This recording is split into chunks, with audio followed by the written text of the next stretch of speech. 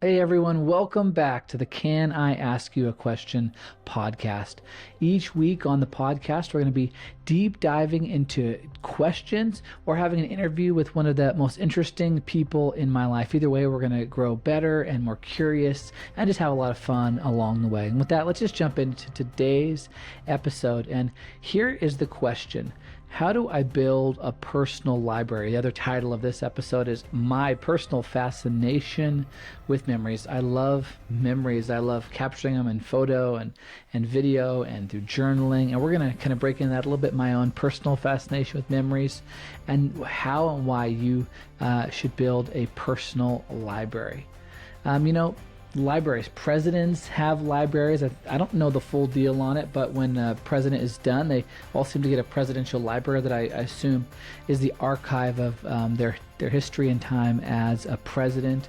Cities have libraries. Most local towns or cities have a library. Many of us have gone there to get free books and learn and be educated, and it's part of cities. Universities have libraries, and even nations have libraries. I think about where we are in the States, and I think it's the Library of Congress, if I understand, is this massive storage place of knowledge and books.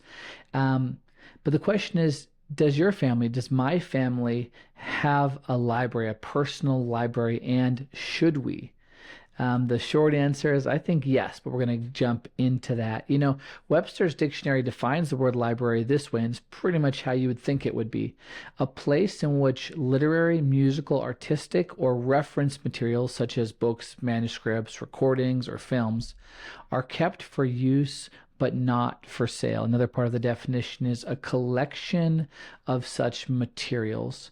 As I was kind of preparing to talk with you on this topic, I did a little research, thanks AI, and the first known use of the term library, or a derivative of that, is from the 14th century, so a very long time ago. But the oldest and largest library we know of is the Assyrian king Ashurbanipal's huge library from the 7th century, sometime in the 600 BC's library. When I'm talking fast, it's library, but it is library.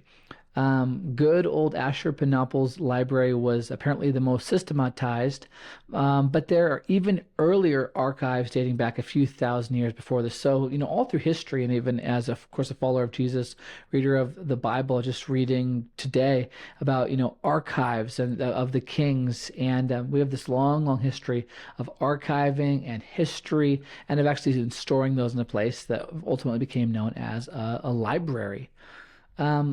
As I kind of mentioned before, just in general, I'm kind of fascinated by memories, how they work, how they make me feel, they make other people feel. I've read a little bit on the idea that I think scent is actually like the biggest trigger of memory. I know that's true for me. There's sometimes a certain scent. I'll be walking around town or something, taking a walk, and I'll smell this cooking that just immediately reminds me of my Italian grandfather. And I just assume that there's an older person there cooking away some long sauce or something else. And it's a welcoming and it's a peaceful memory triggered by scent. But memory it's a powerful thing. It's a fascinating thing. It can be a tormenting thing if it's a terrible or bad memory, or a beautiful thing. I'm interested with memory, how they add meaning to my present and my future. More and more as I think on this, and I'll probably do a whole episode on just this concept at some point. But how we're kind of always living in a sense, how the future, the past, the present are kind of always with us, at least in our heads and our thinking. But they affect very much our realities. So definitely something that I've been interested in is just this idea of memory, and storing it. Along with this passion has come a passion for recording my life through journaling. I really like journaling, so the written word. Photography. I'm not a photographer with like a nice DSLR, but just on my phone in the moment, cinematic mode or portrait mode, but taking lots of pictures of my life, of my family, of what's going on. And then as well as videography, that's my background, is actually in commercial filmmaking, in videography. And I have a passion for that, for recording it. Right now, I'm actually in the kind of tedious process of backing up and reorganizing what I'm guessing is about 30,000 plus photos and videos from my life and my wife Allie's life.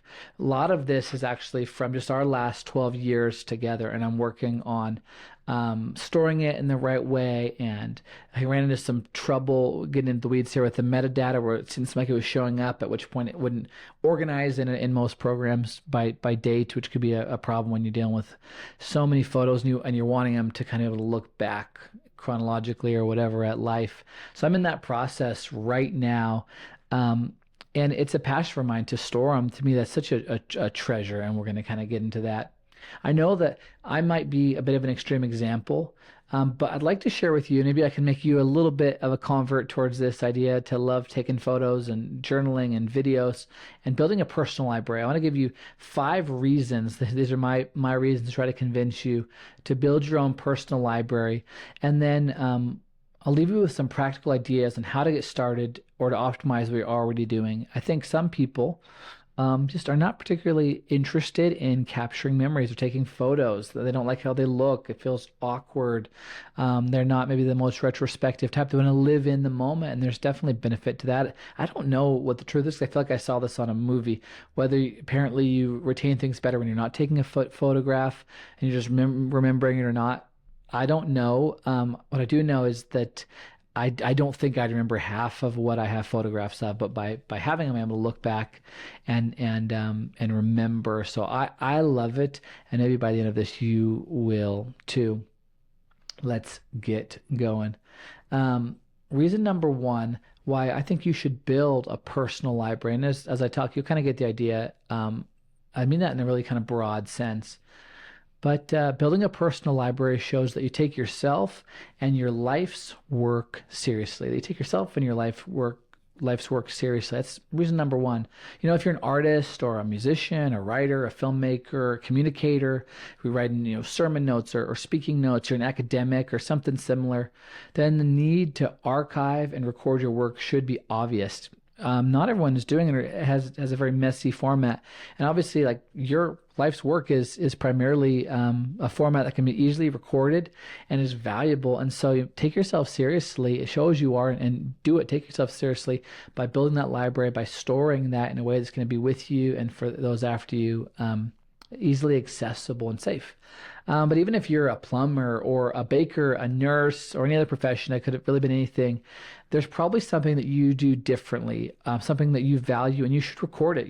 Write out your best practices for how you do it. Write out the trick of the trade, so that maybe your company, your family, other people can experience it, can know about it. It doesn't have to be long. It just has to be long enough that when you look back, without just fully relying on just your brain's memory. It's, there's a story in the Harry Potter books. There's this idea of the pensieve, and it's this kind of magical thing where Dumbledore, the headmaster of the school, he's a magical wizard, and he can actually take his thoughts and place them into a bowl to be stored and reviewed later. And that seems so magical, and yet actually that's kind of what journaling and taking video, and you could do audio notes and pictures are. It's a way to store your memory outside of your brain so you can retrieve it later. And so if there's something you want to record, no matter your profession, store it, put it there so that it's just not lost when you're done plying your trade. Plus, every person, whatever your profession, this is really the top one, you have value just as a man, just as a woman, just as a mom, a dad, a best friend, a son or daughter of God. And so you should be chronicling your story. Your story matters. It has value. And I believe that in valuing it, it's actually this interesting kind of virtuous cycle that I value my story enough to write it, and therefore it actually becomes a story more valuable, more worth writing about. I'm taking myself seriously. I'm thinking of my life in terms of kind of a journey. I haven't actually read that book yet. I want to do the hero's journey, but I'm on a hero's journey. I'm on a progression, and therefore I take it a little more seriously, and I end up actually doing more meaningful, thoughtful, beautiful things that are worth writing about because I'm writing about it. And so that is number 1. The reason to build a personal library is to take yourself and your life's work seriously. Number two, a reason to build a personal library is that it shows that you take others seriously and value their work and memory as well. My life has been so impacted by the memoirs and the journals of great men and women who took the time to leave a record. Just kind of a cliff note. I tend to I just haven't actually read a huge amount of memoirs. I'm usually reading biographies. So biographies versus autobiographies of a person. But the reason that so much the biographers are even able to write an account of someone's life and story is because that person was what I call it is generous enough to take the time to do reason number one, kind of value themselves to write it down. And then now I'm able to have it, which kind of leads us back to once again to reason number two. I value that. I value other people's stories. I've heard someone say that every book takes, I think if I remember right, something like 5 years of life experience to produce a book. And so that person, said if I read 100 books, it's like I'm absorbing 500 years of life experience of other people. And I don't think they meant it absolutely literal, but I believe that. I've had moments where one paragraph, one phrase in a book changed my life. And so I want to store it. I want to have that. I want to honor their work. My life has been enriched by those stories. My life has been enriched by beautiful films. So when I'm talking about a library, for me, I'm personally a film collector. Right now, I have a lot of physical copies of films, and then it's just for convenience, it's been on digital, and it kind of bothers me, as we'll talk about later. I would like to have a digital and a physical of my most favorite movies, but I want to have those accessible. I value them. They've enriched my life. Beautiful films. I want pictures, videos, records of the life of my loved ones as well. Obviously, it's easier to kind of capture and be the biographer of your own life, the autobiographer, the documentarian of your own life. But I actually do try. I have a habit that when a family member sends a picture of themselves in almost any picture, but on a vacation or doing a great achievement or celebrating a milestone, I'll save that picture to my phone. Then that gets backed up to I use Google Photos, to my photo storage, with the idea that I need to do more of this, but I'll make libraries, little albums on my storage with that family member's name. I'll call it, fill in the blanks, adventures, this brother, that sister's adventures. And I've had the privilege at different moments to maybe they actually lost their own photo or their own video or something to be able to then give that and say, I have that, or to at least know that if they ever want to remember their own story, that if they have not kept up on being a personal librarian, I'm actually doing it for them. And it's a great joy to see and to kind of see a chronological order of their life and story as well. And so, we're building a library. We're collectors for our own sake. We're collectors because of the value of other people. The third reason to build a personal library is similar. Really, number one and number two are about you. You're taking yourself seriously. You're valuing other people's work, so you're collecting it.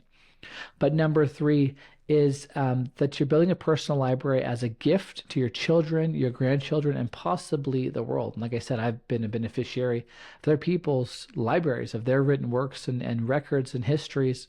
And we create our own with the idea that it could be a gift, and I believe it will be a gift to our children, grandchildren, and possibly the world. This to me is kind of the argument that defeats that, well, I just want to be in the moment and remember everything. You may have I hope you have amazing memory and vivid recollection of all the great moments of your life because of that decision. But your children, they can hear the stories, but they won't. They can't.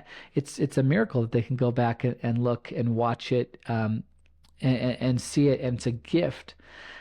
I recently went on kind of a Mission Impossible rescue mission to find and recover some photos that were taken of the moment I asked my wife to marry me. I had asked for a professional photographer to be there, as they are hiding in the bushes or whatever, as I got down on one knee and asked my wife to marry me at our proposal. And as good as I think I am at storing photos and caring about them and being a good personal librarian, I couldn't find them. And I think it had bothered me in the past. I don't know how I kind of skimmed over it. So it ended up with me late at night. I was almost in bed at like 10:30 after a long day. And I get out of bed and I end up pulling open 4 old laptops, finding their power sources and trying to turn them on, and searching for these photos. Like, they have to be somewhere. because they're not in the library I've been building out. I end up waking my wife up. She'd just gone to bed, and she tells me, they're maybe they're over here. They might be in this box, right in this spot. I think it's actually still on CD. And in my rescue mission, I find it. I find the physical CD-ROM, yeah, CD disc of has the name on it, the proposal or whatever.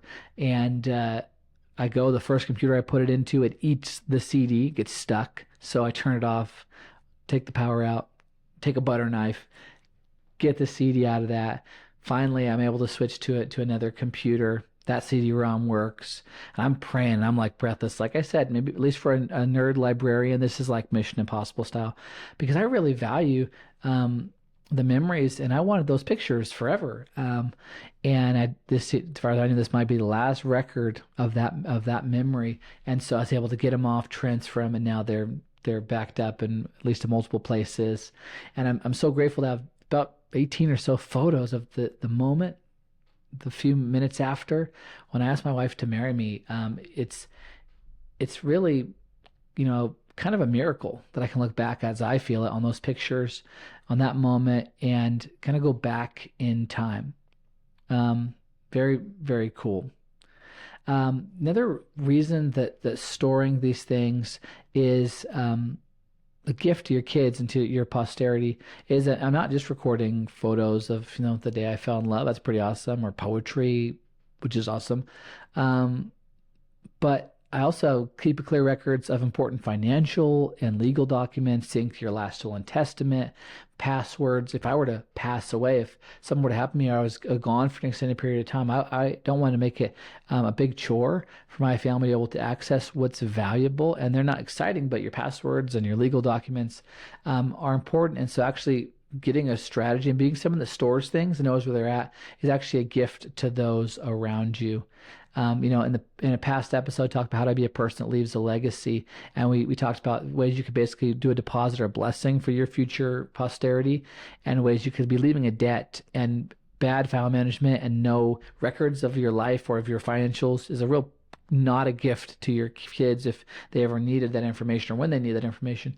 But setting it up right is, and I feel good that I've done that and will continue to do that, is the plan. Reason number 4 for building your personal library is it's a gift to yourself. If it's not clear already, perhaps the number one person who benefits when you take the time to leave a record of your life is you. I gain insight from my personal library. When I look back on moments, when I read the journals, when I see how I was before, and I remember even the story, there is things that aren't written down there. They're just memory, but I see myself in that moment. I know what was going on. I know the hardship, and yet I was still smiling or whatever. And I gain insight from my personal library. I gain inspiration from my personal library. Just yesterday, I was thinking a stupid, selfish thought. And here in this very room, I just turned and looked up, and there's a picture of my wife, and it's an immediate reminder and clarifier who I'm fighting for, what I'm doing, and it was an inspiration to kind of get out of the stupid zone, and keep being the man that I am and want to be. I gain inspiration from that. And I get to enjoy, as I've talked about before, the moment over and over again. Our wedding day, I can't tell you how many times I've looked at those photos, and in the moment, you're experiencing it in one way, and you're so nervous, and your head's all over the place. And I had a good time then, or a vacation. It's fun in the moment, but maybe it's hot outside where you're at, or it's busy, or you're jet lagged. I'll be able to go back to those photos. To me, part of why I do things is I'm making photos. I'm making memories. I know I'll enjoy it once in the moment, try to enjoy it in the moment. But even if it actually takes a little pressure off me, it's like maybe I won't enjoy it now, but in memory I'll enjoy it.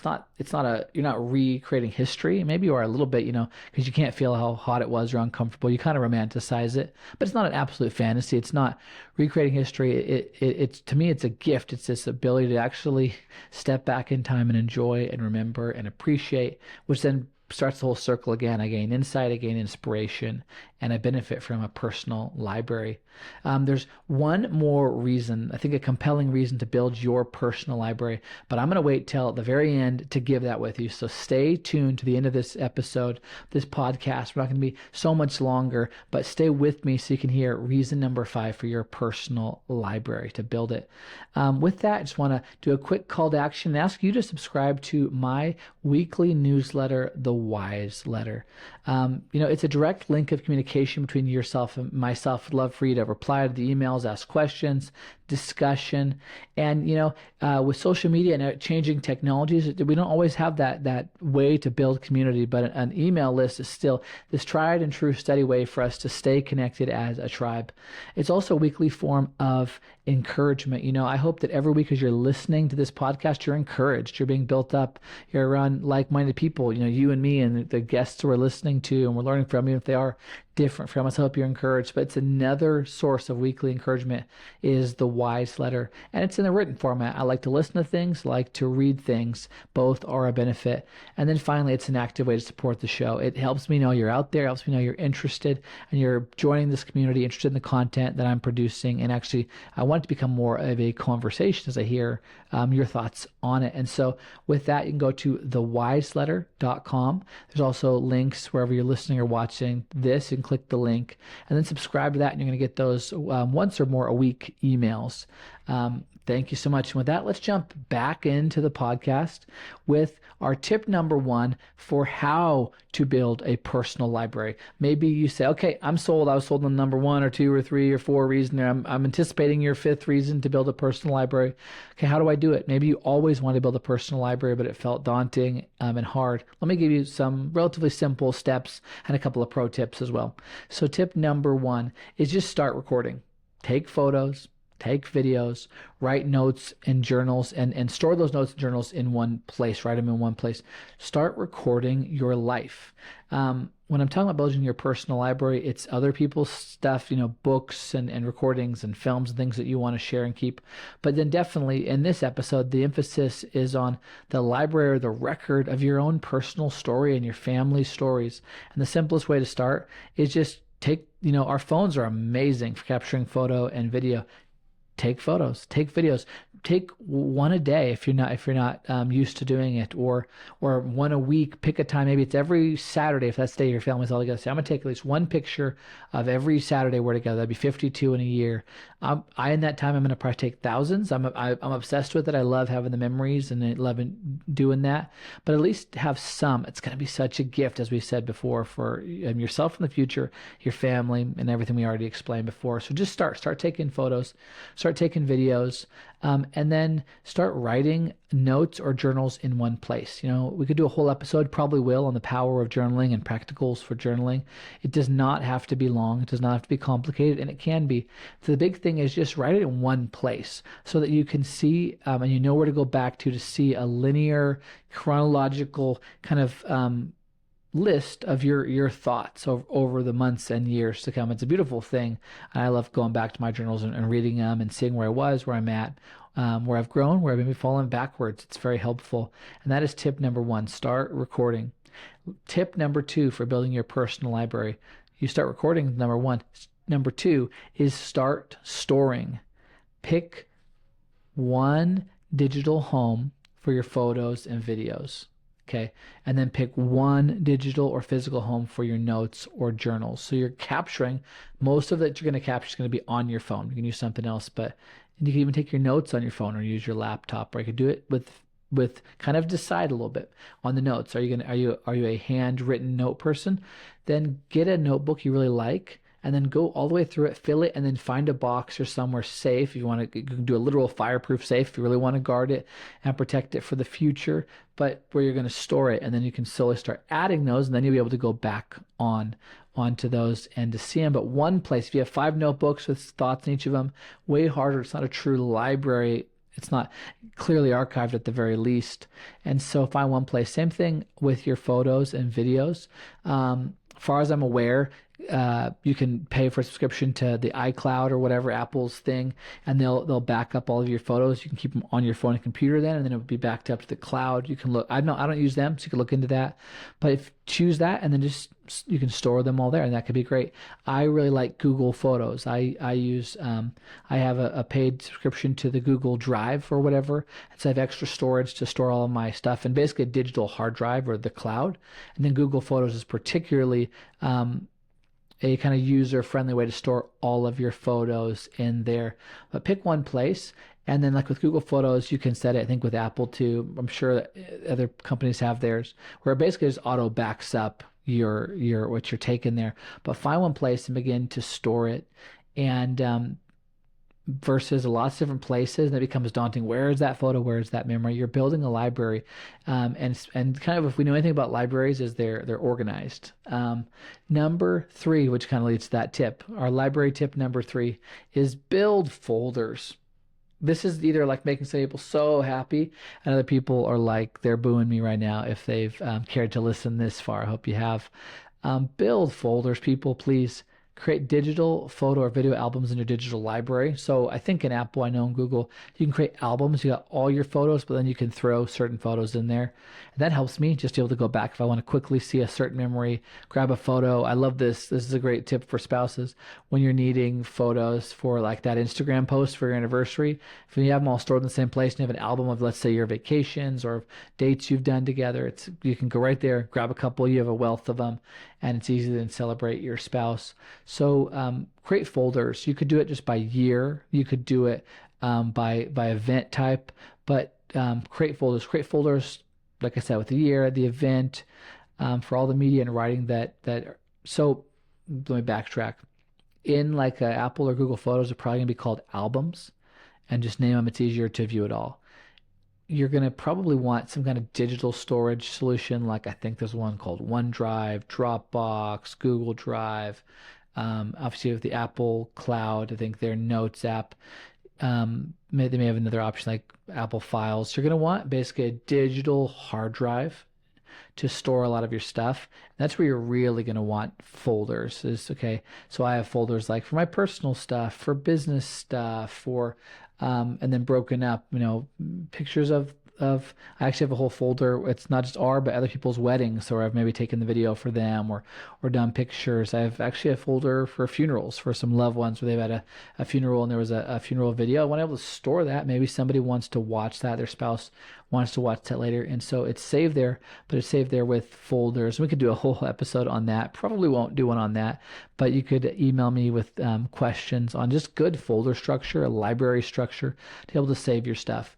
I know same thing with, we're not just talking about media here, so we are talking about finances and everything. Having folders and some kind of clear structures makes taxes so much easier. When you've had some structure, then even if you don't know, you're going to need it, you know where it probably lives. Oh, it's I did it by year, I did it by month, or I did it by category, and you're able to find it. Keep it simple, something you can work with, but build folders.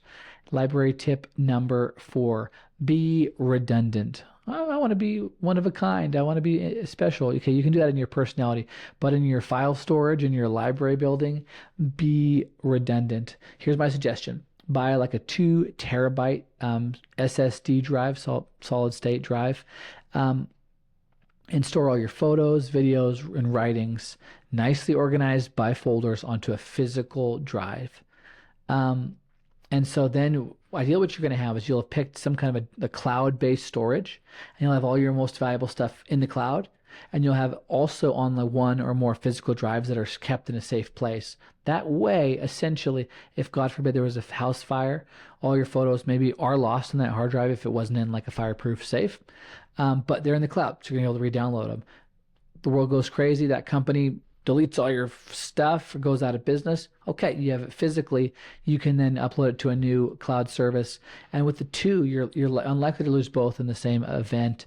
And I feel like you're pretty safe. Some people could go crazy and have 3 or 4, or send a hard drive to a friend. That's great. But with 2, you're going to be way better off than where I was when I had maybe that precious memory of my proposal to my wife on maybe just a CD disc, and that might have been it. Maybe the photographer had stored it. If they're a good personal librarian, maybe they were saving space and didn't. It was like, over 11 years ago. And so that memory was vulnerable, and I want to protect it. Purchase digital versions and physical copies of your favorite books and movies. I'm not just storing my personal history in my library. I'm storing the books and films that I love and appreciate as well. So I will do that. As far as with being redundant is recently I've just been buying digital copies of films because it's easier. But at some point when I got the dough, I'll probably go back and buy like Blu-rays of all those films as well, potentially, if I really love them, for my personal library. But whenever possible, like with books, a lot of times I like, for my favorite books, my ultimate goal is to have like an audio version, the digital version, like a Kindle for me, and then the physical copy, and then just build redundancy. If it's valuable, if you want that for the future, then you have the redundancies. And so those are the 4 tips to help you start building your own personal library. I've already given you all the reasons, the 4 reasons why. And as we end, I just want to give you that final 5th reason. You were patient and you waited for it. I want to give you the 5th reason for building your personal library. And it's this: building a personal library is insurance against memory destroyers. Memory destroyers. Sounds epic, and it is epic. As usual, things are suddenly taking a kind of a serious turn. But history shows that in times of cultural revolution and tyranny, records are destroyed. History is rewritten. Information is censored. And I want my family to have access to the best books, not just those deemed acceptable by the current regime. I want them to have a clear written history of my beliefs and whatever wisdom I can share that might be helpful for their future. I know I was listening to a financial expert, and he talked about in his like last will and testament, or I think a trust that he's creating for his family, he's going to have very clear written directives and values and wisdom he's sharing. So he's not just giving them money, he's giving them a tool belt for how to use that money and how to live and how to seek out values that he believes are important to impart. I totally love that idea. I've begun to do that kind of thing myself. I want to do more of that. But I want to have a clear written history and not let it be erased. I want, maybe unpopular to say certain things, and maybe it'd be a lot of pressure on the future generation of my family to say it out loud. But old me, who's in the grave, will have it written, and hopefully they'll read that and gain courage, insight, inspiration, and if it is truth, come back to the truth. And, of course, I want them to be able to watch The Lord of the Rings and Pride and Prejudice, even if the world's going crazy. And so, if they got a generator and they got that Blu-ray, they can pull it out. They're not going to know what a Blu-ray is, but they'll be able to grab it out and watch those movies. And I want them to have that library. To me, these memories, this media, these great books and stories, they are a treasure. And apparently, other people have agreed, because we've been building libraries for thousands of years. We've been storing these things. It is a form of wealth, absolutely. Memories matter, and we can help keep them for tomorrow by building our own personal libraries today. Hope you enjoyed that, had fun with that. I'd love for you to email me at geno@genoschmelzer.com with questions and notes. I'd love for you to subscribe to my newsletter, The Wise Letter. Go to thewiseletter.com, and you can reply directly to those letters as well. I'd love to hear from you and continue the conversations with that. God bless you. Have a great day, and we'll see you next week.